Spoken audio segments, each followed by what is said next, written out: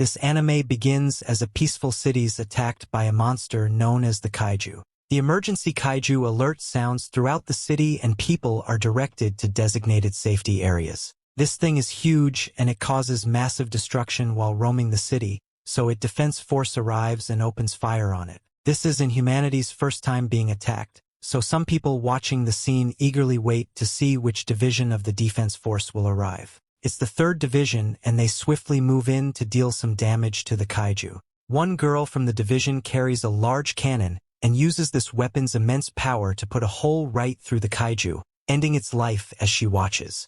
Afterwards, our protagonist named Kafka is amazed at how huge the monster was. Its body parts are scattered everywhere, so he told the others in his group that they will surely have to work overtime for a while. Nearby citizens cheered the third division for completing their mission with no casualties. Kafka arrives in of the crowd that has gathered, and while the heroes walk away from the defeated monster, Kafka walks towards it. This is because his job begins after the battle is over. Him and the group he is in does the job that no one cares about and no one is grateful for. They are in charge of taking the defeat of kaijus apart and getting rid of them. Kafka does just that and deposits a sample of the monster in some drone. Their job is not as glamorous as fighting the beast, but it's definitely a different kind of battle in its own right. This is perfectly demonstrated when Kafka notices someone hoisting something they should not be and it explodes, causing someone to get hurt. Luckily, Kafka has had injuries just like it before, so he handles the situation.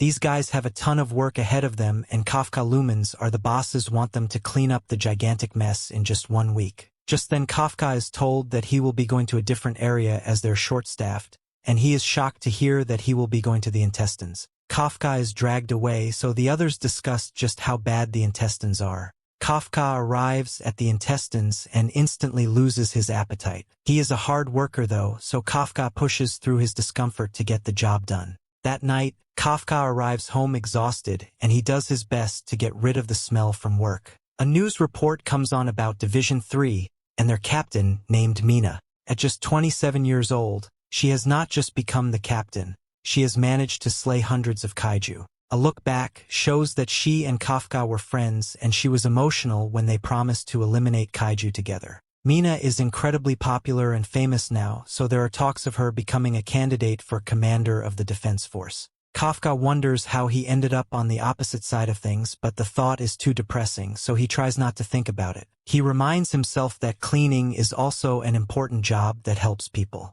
On top of that, he's able to eat the foods he likes and has an apartment that he is content with. Kafka thinks that there should be enough and just goes to sleep. The next morning, Kafka arrives at work where he is introduced to the part-time student that will be working with them from now on. His name is Ichikawa and he is determined to join the defense force. Kafka's coworker points out that Kafka had the same dream he has, but he eventually just gave up and became a veteran at the cleaning company. Ichikawa wonders why he gave up, so Kafka conceives that he realized that his abilities are limited. He tried hard, but there's always someone better. Kafka tries to have a positive attitude about it, but Ichikawa completely serious. He declares that he will never give up for any reason, so he can't understand Kafka's logic. He doesn't want to understand either, so he just goes to get changed. Everyone thought that they would get along because of their shared dream, but Kafka is furious since he knows that there was no way to answer the kid's question without looking miserable.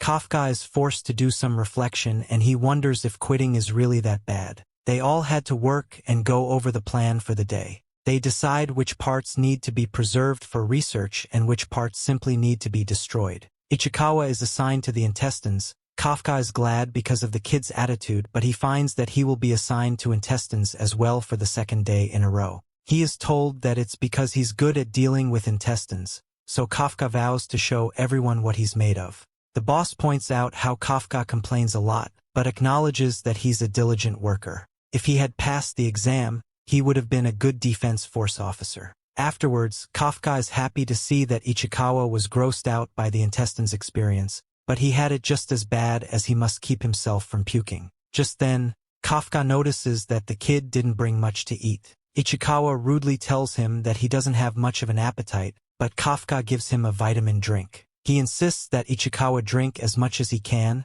or else he won't be able to make it through the workday. Kafka also offers him some nose plugs. Ichikawa refuses them, but Kafka insists that it will help. At the end of the workday, everyone gets cleaned off and one group leaves first. Kafka is glad to see that the worst part of the cleanup process should be over now. Ichikawa arrives, so Kafka thinks he wants a rematch from their little wrestling match, but Ichikawa surprisingly thanks him for his help getting through the day. Before he leaves, Ichikawa points out that the defense force has changed their age limit to join. It is now 33 years old. Ichikawa knows that it's none of his business, but he could tell the Kafka looks sad when he talked about the defense force earlier. Ichikawa tells him that he can just quit if he wants though, but Kafka thanks him and states that Ichikawa is a better person than he thought. Ichikawa tries to keep his edgy persona, so he reminds Kafka that he doesn't actually care, but just then the monster appears to attack him. Kafka rescues him just in time. He's in bad shape. Ichikawa is shocked by what he calls a kaiju, and Kafka must rescue him from being eliminated once again. Kafka tells him to run and get help, but he refuses to leave Kafka. Kafka reminds Ichikawa that he's supposed to join the defense force, but he won't be able to if he dies now. Kafka once again demands that Ichikawa leave, so he does. Kafka gets the terrifying monster to chase him through the streets and just barely manages to dodge its attacks. He then gets away for a moment by running into a narrow building and runs through a pane of glass. Another look back shows the Kafka and Mina both lost their schools and their homes. Kafka hated the kaiju, but only because they kept him from finishing his Pokemon game. Mina was disappointed to hear that this was all he cared about, but Kafka is just keeping a positive attitude. As for Mina though, she was sad because a cat named Miko died. They became serious as they stared at all the damage done by the kaiju, and they simultaneously declared that they will join the defense force.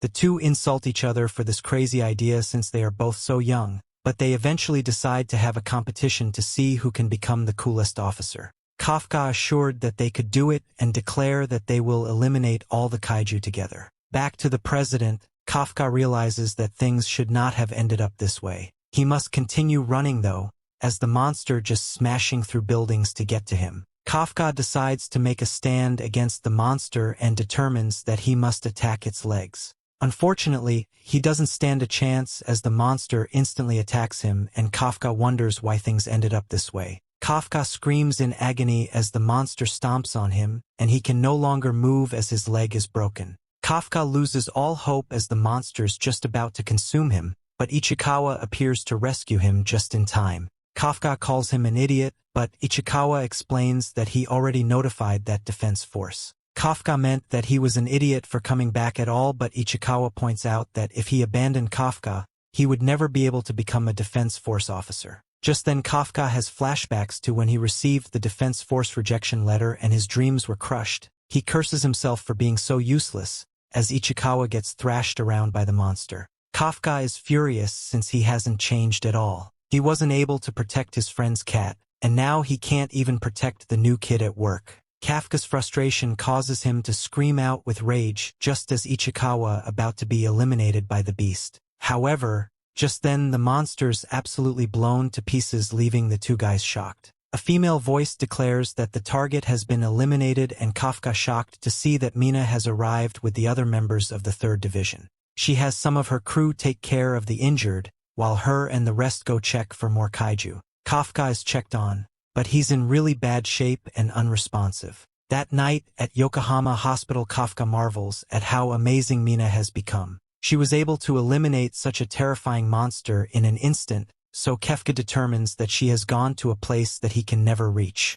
Kafka thought that he was alone, but he is shocked when he learns that Ichikawa right next to him. Ichikawa points out that if Kafka didn't rescue him and tell them to run away, he would be dead right now. Kafka is then shocked when Ichikawa says that he is cool, and Kafka thinks about his competition with Mina to become the coolest officer. Ichikawa thinks that Kafka should be an officer, but once again declares that it's up to him. Kafka punches himself, finally snapping out of his negative mindset as he wonders how long he was intending to turn a blind eye. He thanks Ichikawa and tells the kid that he really is a good person. Kafka still doesn't think that giving up is a bad thing, but it's definitely not good to deceive himself. He then confidently declares that he will once again aim to become a defense force officer. His heroic declaration is interrupted though when he's shocked to find a monster hovering above him. This thing says that it has found him and it shoves itself into Kafka's mouth. Ichikawa wonders if he is okay, but he's clearly not as he gasped for air and thrashes about.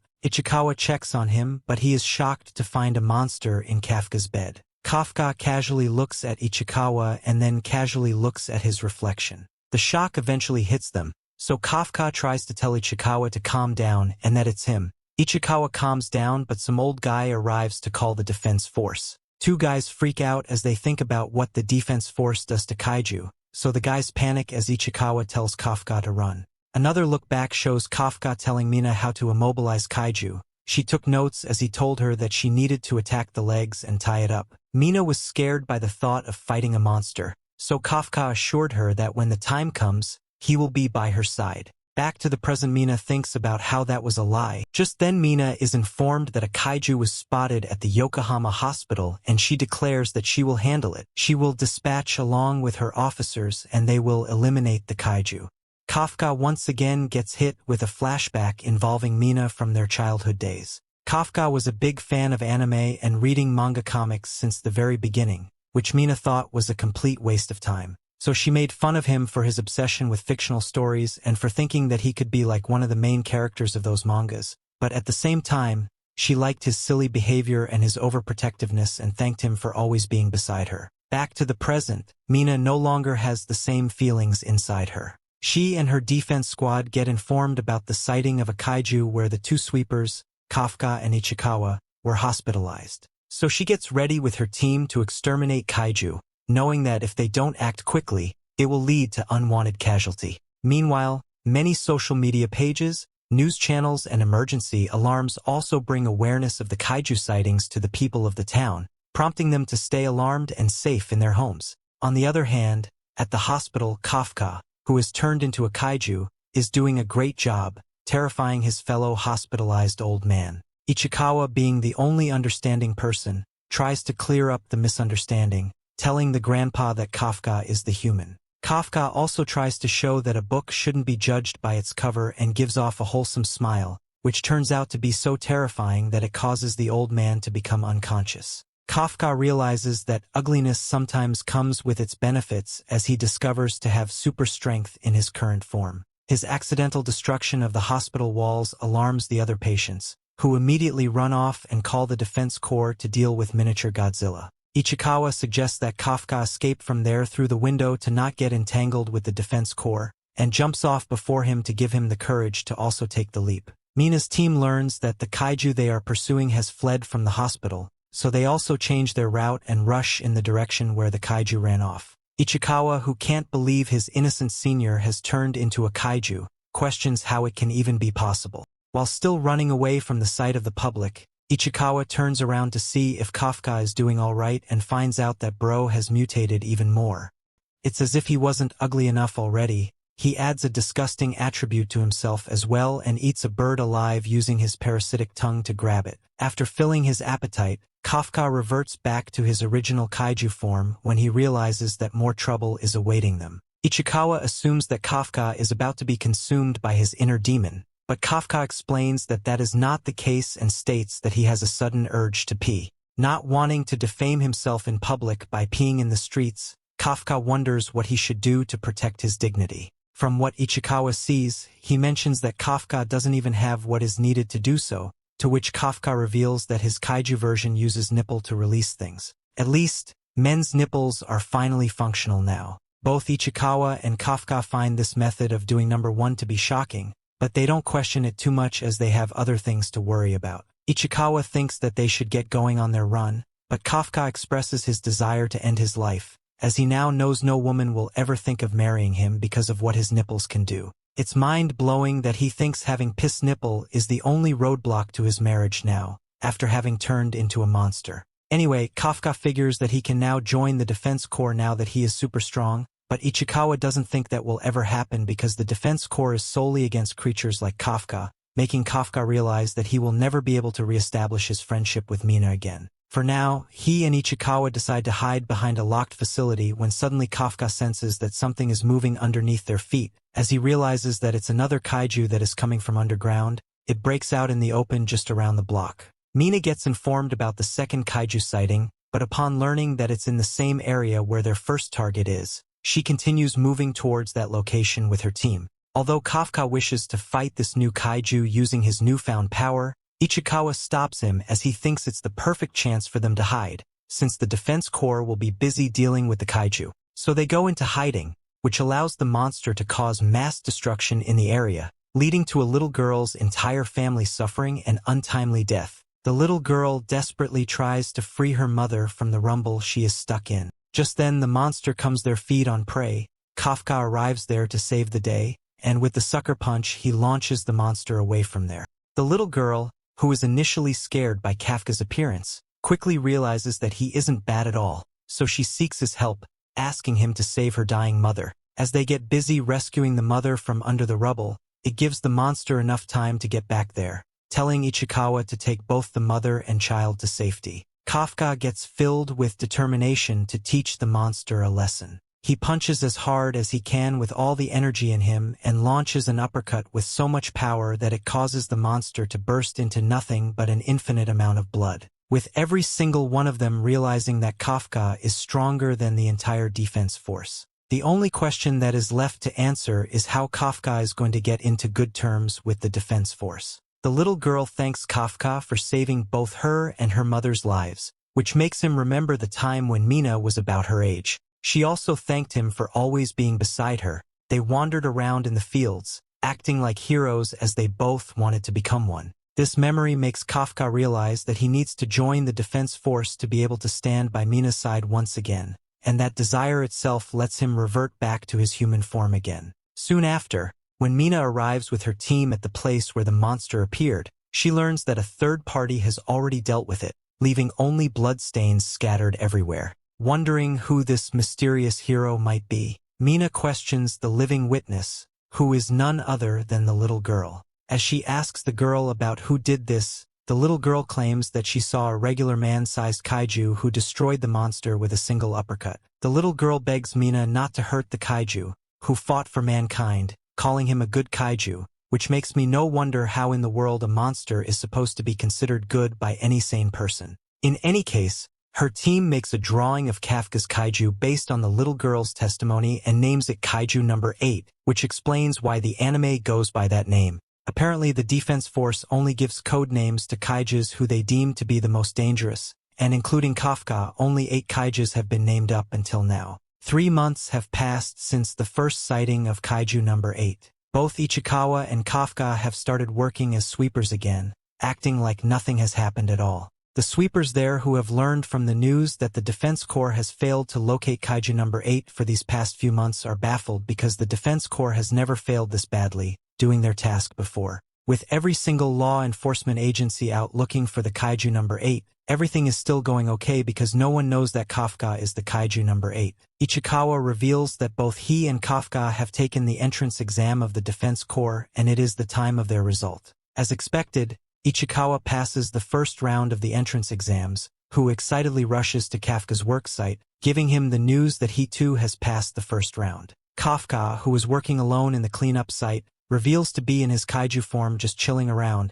having his lunch and gets rightfully kicked in the stomach by Ichikawa for taking things too lightly, even though he is currently the most wanted man in their country, realizing that he shouldn't expose his kaiju form recklessly. Kafka apologizes to Ichikawa and wipes up his demonic face. However, the demonic teeth still remain even on his human face, which gets him scolded even more as he should have mastered his transformation in these 3 months. While screaming and shouting at Kafka, Ichikawa informs him that his kaiju form is on the news, which means that everything is now public information and if only one person sees Kafka in his kaiju form, he will be in grave trouble. Now that he understands everything, Ichikawa explains how they didn't get suspected as being at the hospital. He reveals that after defeating the monster back then, both of them went straight back to the hospital, claiming to have run away just around the corner to be safe from Kaiju's attacks, which fortunately fooled everyone and yes, the old man saw both of them back then, but his statements won't have any credibility because of his old age.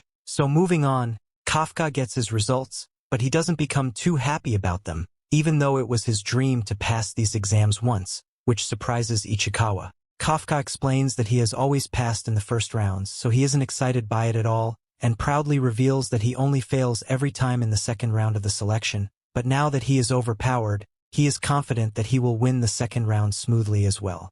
However, Ichikawa doesn't think Kafka will be able to use his superpowers in the second round because many experienced Defense Corps officers will be monitoring all of the examining strictly. Even so, Kafka wants to try and give it his all because it is indeed his last chance to catch up to his old friend Mina. So with both of the sweepers' goal of passing the second round, they start considering themselves rivals and get ready for what's about to come soon. Kafka tries to open up a bottle, but because he is too weak, he transforms into his kaiju form and opens it, which instantly makes Ichikawa realize that this cheater is about to get into big trouble in the second round. Anyway, 10 days later, the Defense Force Selection Test's second round is held at the West Tokyo venue. The two sweepers, Ichikawa and Kafka, arrive at the test site and are amazed by how big the Defense Force's headquarters in West Tokyo is. They notice that many armed soldiers are everywhere in the area prepared to take care of any troubles, which makes Kafka realize that if he accidentally transforms there, he will be sent to another world before deleting his browsing history. Many more candidates arrive there, one pink-haired guy on his bike, a green-haired hobo on foot, and a blonde in his track suits, who all motivate Kafka to give it his all against these youngsters. A rich young brat with 2 ponytails also arrives there, revealing to have her own butler, which means she probably already has connections who will let her enter the Defense Corps. She tries to get Kafka's attention, referring to him as uncle, and tells him to move his trash truck as she wants to park her luxury car there. Kafka mentions that there are many open spots, but the rich brat makes it clear that she wants her car to be parked there because she feels like it. As she picks up a fight with Kafka the old man, he gets furious and decides to teach her some manners, but she shows how strong she is by lifting up Kafka's truck with her bare hands and throwing it away, making it clear that she cannot be messed with. Proudly introducing herself as Kokoro Shinomiya just after throwing away Kafka's company car, she comes close to Kafka, accusing him of smelling just like how a kaiju usually smells. To avoid any suspicions, Ichikawa steps in telling Shinomiya that Kafka only smells like a kaiju because he is a sweeper whose day-to-day work is to dispose of kaiju corpses. Ichikawa also mentions that he himself is a sweeper, which makes Shinomiya question what these lowlifes with no social status think they are doing here taking part in the Defense Corps examination. Rather than giving her answer, Kafka goes back to his company's truck, lifts it up using his bare hands, and parks it in an open spot, making it clear that he cannot be picked up on just because he is an old man who has no social status. Shinomiya, on the other hand, doesn't understand how a human has this much strength when he doesn't even own a private suit like her, which is why her strength was enhanced and increased 100 times more than as usual. She realizes that she shouldn't mess with Kafka, so she instead directs her butler to park their car quickly before he can bring his mini truck back. Shinomiya, who had always thought that these entrance exams were just a formality with no competition whatsoever, finally thinks that things might take a turn to be interesting. Telling Kafka that she will soon take her revenge for the humiliation she faced now, she takes her leave and heads to the test hall with her butler and her 2 personal bodyguard. Ichikawa, in the meantime, becomes furious at Kafka because he thinks that there is no need for Kafka to show off his hidden powers to Shinomiya. He has already told Kafka many times that he cannot use his powers recklessly, as if something figures out that something is fishy, he will die at the hands of the Defense Corps or worse become a lab experiment for the government. Realizing that he shouldn't have shown her powers to Shinomiya, Kafka apologizes to Ichikawa and promises that he will be more careful next time. Anyway, they get going and head inside the Defense Corps Examination Center, both fully determined that they will pass the test at any cost. The second round of the entrance exam soon begins, involving many physical tests, which causes Kafka to struggle in his human form. Even though he has worked really hard these past couple of months, he is failing to keep up with others and in the end barely completing the stamina tests.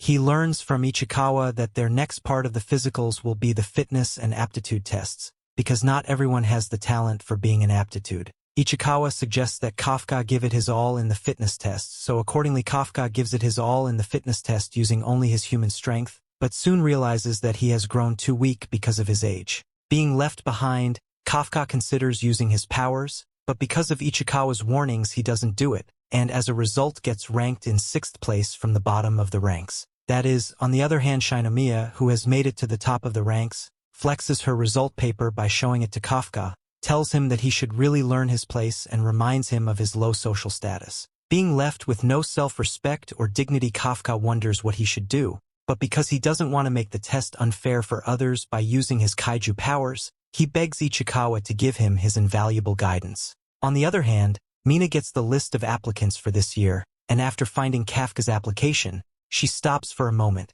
implying that perhaps she still has some feelings for the guy who she has ignored for all these years. She learns more about the candidates from her subordinate, and according to him, the first person this year that strikes the eye is Haruchi Izumo, who has graduated at the top of his class from the most reputed university in Tokyo. Looking to be the most promising candidate of this year, Izumo has been ranked in second place in the fitness exam. Ichikawa, who is also in the middle of telling Kafka about the candidates, tells him about another promising candidate named Iharu Furuhashi, who is ranked third in the fitness exam and is basically gifted with super strength. Next up is the biggest deal of this year's Aoi Kaguraji, who is a newcomer in the self-defense force of Japan and has ranked first in the fitness exam. Although he was selected to become elite in Japanese Army Force, he chose to come to the Defense Corps instead, as his goal is to defeat kaijus. Just like these three, there are many more promising applicants who are trying to become elite officers, and that is why it has made things difficult for a week.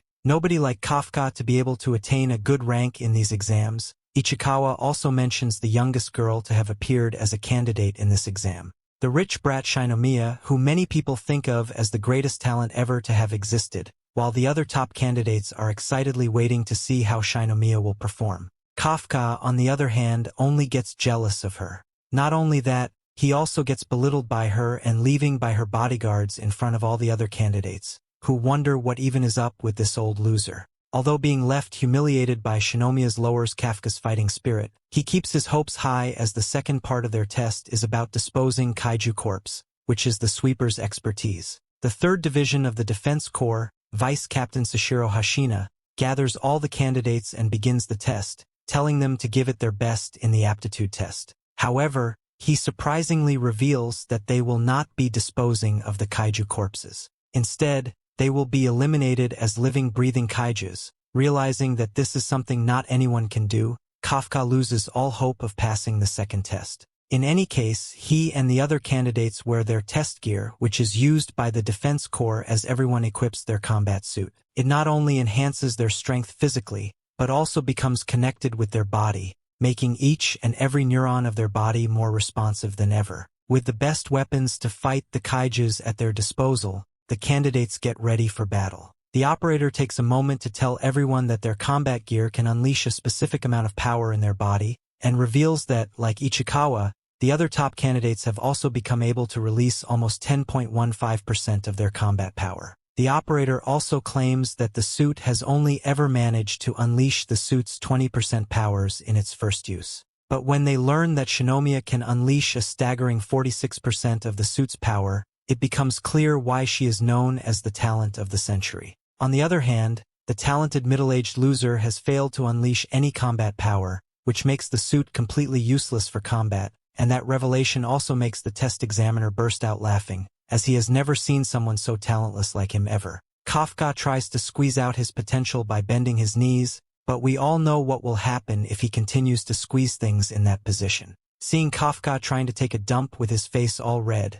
the test examiner Sashiro once again bursts out laughing, wondering what a comedian is doing in the Defense Force exam. Shinomiya, on the other hand, who is seeing Kafka's super strength, gets annoyed at Kafka as she knows that he is deliberately hiding it from everyone. But anyway, with everyone going against Kafka's favor, the examiner Sashiro finally begins the final test. The instructor, Sashiro, takes all the participants to the field for the next stage of their competition. He tells them they will be fighting 1 Hanju and 36 Yaju. They were the kaijus that attacked the city some months ago, and they have been captured as test objects. They are risky and fearful, and as a result a drone will be following all the participants to find out if they are terribly injured. If a participant is injured in such a way that he won't be able to continue, such participant will be given a shield and removed from the competition. However, it will also mean the participant has failed. Sashiro tips them all with the fact that that stage of the competition is the worst of it and it is risky, so he won't advise any of them to participate, but if they want to, they should go.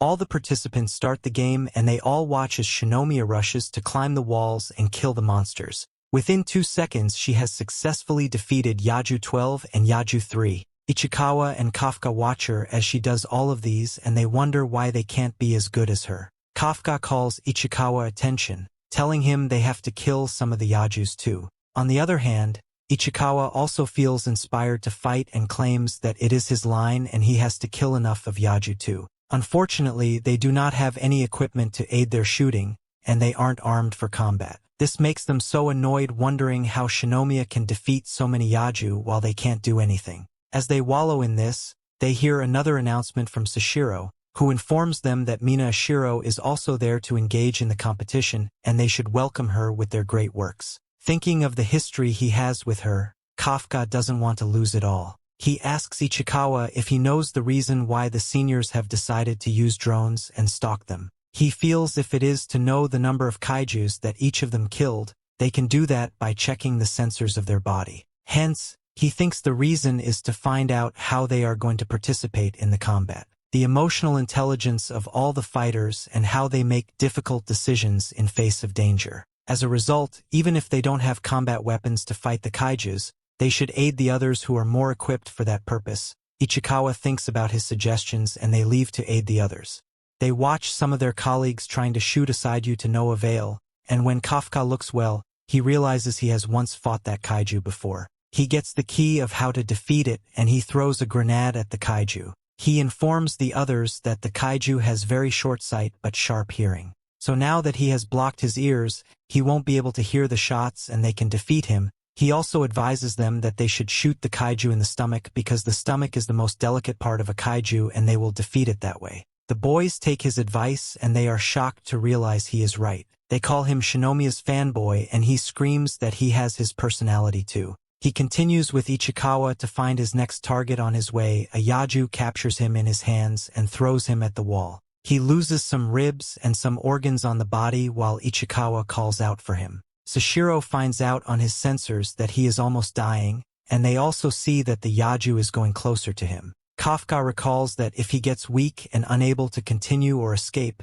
he will be shielded from the competition and that will also mean he has failed. He doesn't want to fail that competition, so he tries to struggle. Sashiro communicates to him that his organs are failing and since they don't want any casualty, they will shield him out. Sashiro comments that he knows Kafka will be one of the first people to lose and despite having a great personality and being funny, he is nothing but weak. Just as they are about to shield him, a gunshot from behind kills the Yaju. He is glad that someone has saved him from that embarrassing situation, but his helper is no one else but Shinomiya. She tells him she has only saved him so he won't disturb her mission, and he should continue lying lifelessly on the floor like a coward that he is while she goes ahead to kill all the kaijus around. She leaves and Sashiro informs Kafka that his spine has broken, his organs are failing and his legs are so weak that he can't walk from that place. He asks him if he wants to give up, but Kafka thinks about all he has lost to get to that place. At that point, his manpower is at 0 and there is no way he can survive. He screams and says he isn't giving up. He insists that the only person who can make him give up is himself and he is tired of embarrassing himself in front of the person he wants to live and support. He admits that the only way he can be beside her is by standing strong and not giving up,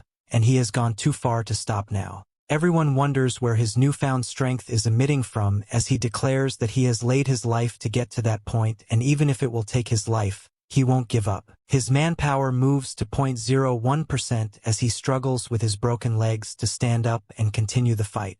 Kafka recalls all he has to lose in the situation and he doesn't want to take any loss. He rises on his feet and decides he will continue the second round. He screams as they watch him in the situation room and they are shocked he is standing because his legs are completely broken. Sashiro warns him that he has internal bleeding and if he insists he wants to continue the competition, he can go on, but if he gets too weak to continue they will activate his shield, which means he will lose.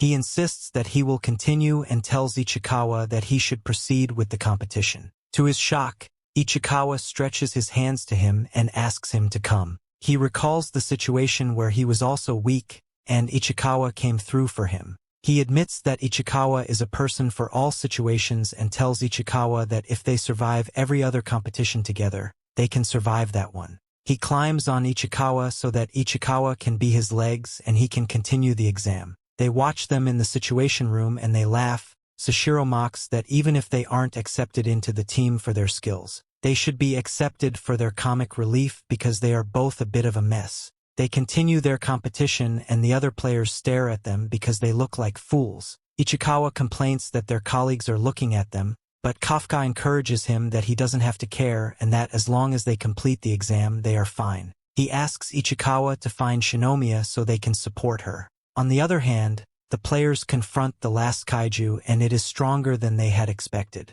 The others try their best to defeat it, but their efforts aren't productive. As expected, Shinomiya jumps into the scene and tells them they can't defeat her. She jumps at the kaiju and she shoots at it. She tries to finish up the kaiju, but it is a little greater than her. Kafka charges Ichikawa to carry him faster, so they can get to Shinomiya and ensure they help her defeat the kaiju.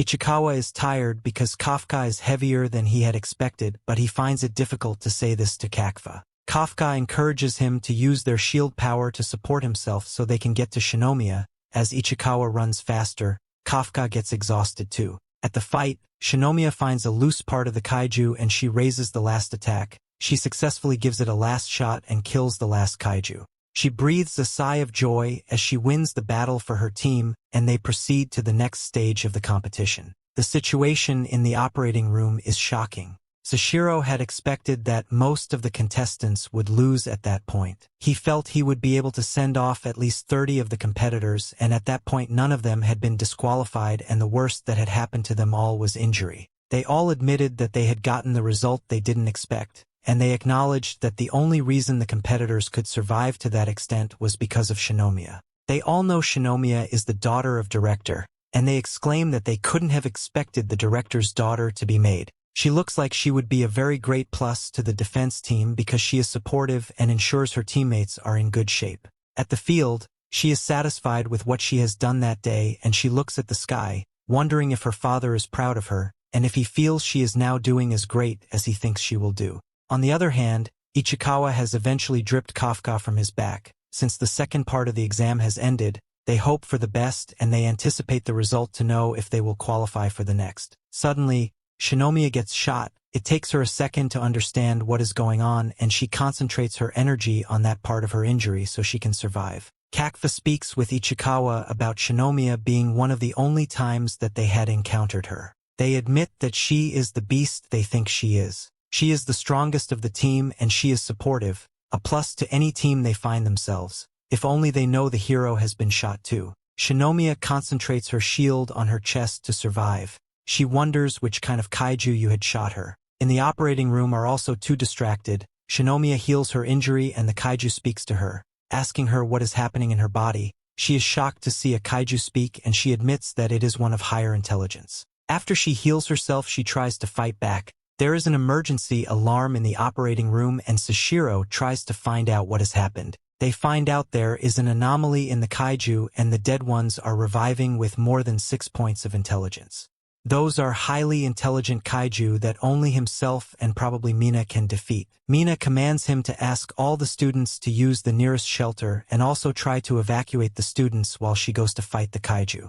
They announce to the students to leave and they all start running, but Shinomiya refuses. She insists she doesn't want to be a coward and make her father proud. She stands up, but the kaiju shoots her again and throws her to the wall. She remembers her childhood when one of her school results was released and she was the first in the. Other students who got lower results than her were encouraged by their parents, but her father wasn't even available to celebrate her. The butler tells her that her father will return that night and she tells her father about her result. Instead of encouraging her, he asks her what she feels and if she thinks one success is enough for her. He says if he hypes her for one success, it will breed failure. He reminds her of her duty to the country and how she must make her late mother proud. For the sake of her mother, Shinomiya refuses to lose, and with the determination to win burning inside of her heart, she steps towards the monster with her gun. The monster smashes her away against the wall, but she gets up again, taking an oath to keep moving until she subdues the kaiju. With the wish and her father's command to become the strongest ever to be on a battlefield, Shinomiya continues to fight even though her hand has given up. As she unintentionally drops the gun from her hand, she realizes that the bones in her hand have broken into pieces, meaning that there is no way she can continue. Meanwhile, the examiners who have been keeping a keen eye on Shinomiya send aerial support to assist. knowing that something's wrong, and as they get the visual of the kaiju, it baffles them, as no other kaiju prior to this one has shown such amazing regenerative abilities. The lead analyst also notices that the kaiju is gathering energy inside its form to release a massive attack on Shinomiya, so she immediately informs both Mina and Sashiro, who rush to save her as she is the greatest talent in this century. Unfortunately, they did not reach there in time, causing Shinomiya to give up and bend on her knees, accepting her death by the kaiju. At death's door, she apologizes to her father for letting him down and for not being perfect enough. Kafka comes there just in time, telling Shinomiya to not give up just yet to rescue her from being blasted away by the evolved kaiju. Speaking of which, he himself evolves into his kaiju form in order to fight the kaiju and without any hesitation, shows her his true overpowered form. Meanwhile, the other candidates continue to fight the kaijus and begin evacuating the area, as all of the kaijus in that area keep on regenerating over and over. Ichikawa, on the other hand, hopes that Kafka isn't going to end up being taken down by the defense corps after they see them in his kaiju form. Ichikawa reveals that when he and Kafka were about to evacuate as well, Kafka heard from a senior that Shinomiya's life was in danger, so without even discussing it with Ichikawa, Kafka unhesitantly rushed to that area to save her. Speaking of them, Shinomiya becomes speechless after learning that the old man she has been teasing all day is actually a kaiju.